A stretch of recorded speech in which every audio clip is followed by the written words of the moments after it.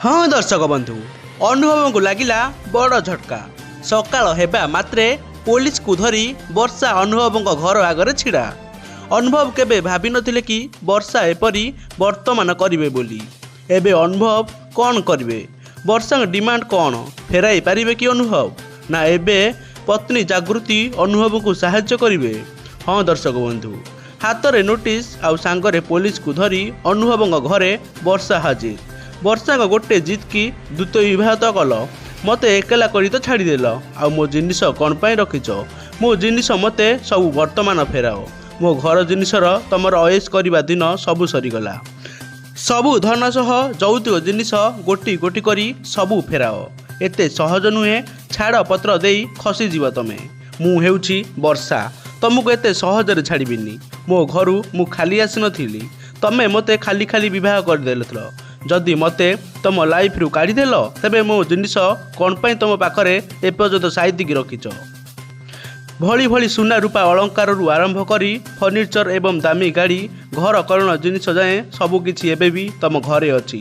कौन पाई जिनिस को जागृति को उपभोग करुछंती? तांकु कौन टिके लाज लागुनी? जदि सांसद भाबरे आईन गढ़िछंती तेबे आईन को मानिबा को भी साहस रखंतु। सांसद महाशय, तमे बा कौन जानिब?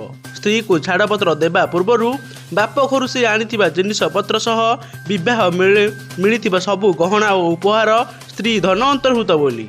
किंतु मु किछि कहि नथिली बोली कोन तमे मो जिनिस मते फेराइबनी? जल्दी मो जिनिस मते सबु फेराओ। मु चाहुनी कि मो जिनिस रे आउ के उपभोग करू। बहुत होईगला मो जिनिस रे अयस करबा। एथर लोभ छाड़। भल पाइबा प्रेम सिना तम पाखरे मूल्यहीन, हेले टंकार हिसाब भल भाबरे करिपार।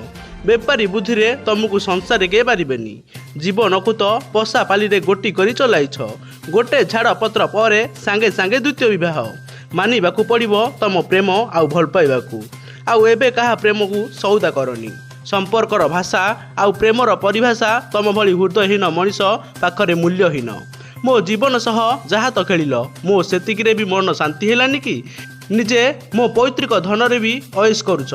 वर्तमान एबे भी वर्षा अनुभव को केस फैमिली कोर्ट रे लागी रही। एबे यही कथा सबुआडे चर्चार विषय पलटि। एबे बास देखा बाकी रहा कि वर्षा को जिनिस फेराइबारे अनुभव को ताको द्वितीय स्त्री जागृति शुक्ला ताको साहाय्य करुछंती कि नाही।